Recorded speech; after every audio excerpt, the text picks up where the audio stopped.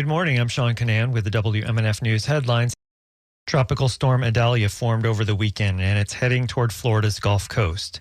As of the 8 o'clock forecast this morning by the National Weather Service, the center of the track of Idalia places it west of Tampa Bay as a Category 3 major hurricane early Wednesday morning before it makes landfall north of us later that day. Hurricane and storm surge watches are in effect for our area. Parts of the Tampa Bay area are in the National Hurricane Center's track forecast cone. The cone illustrates where storm prediction models expect the eye of the storm to go, but that can change quickly, and impacts can be felt well outside of the cone. To be safe, the entire Gulf Coast and some inland areas need to prepare for dangerous storm surge, flooding, and destructive winds. The most likely area for landfall is from Tallahassee to Sarasota. Storm surge from 4 to 7 or more feet is possible in coastal Sarasota, Manatee, Pinellas, and Hillsborough counties. This is meteorologist Jeff George from the Florida Public Radio Emergency Network.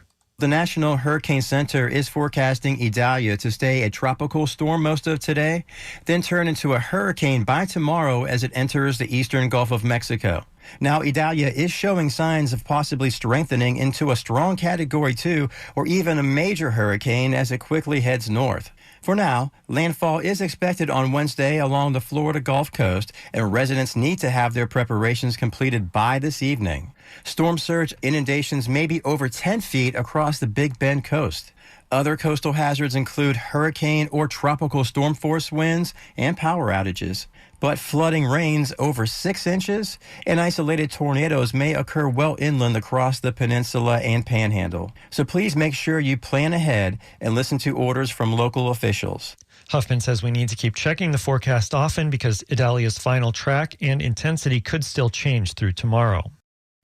State Director of Emergency Management Kevin Guthrie is warning Floridians not to let their experience with previous storms make them complacent as Idalia threatens the Gulf Coast.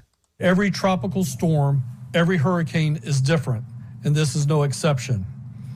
We cannot gauge our ability to withstand future hurricanes based on prior experiences. This will not be Hurricane Hermine. This will not be Hurricane Ian. We need you to pay attention to what we're asking you to do.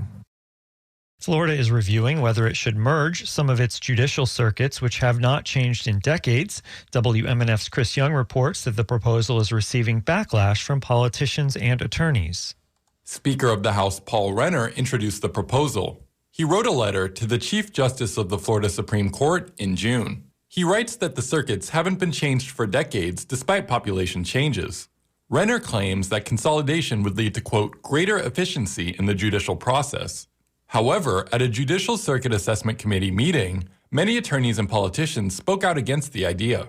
State Senator Geraldine Thompson claimed she never heard any members of the public request this change. I feel that this proposal has been put forward to change the demographics of certain of the judicial districts, both in terms of ethnic makeup, in terms of voter registration, to concentrate power in the administration.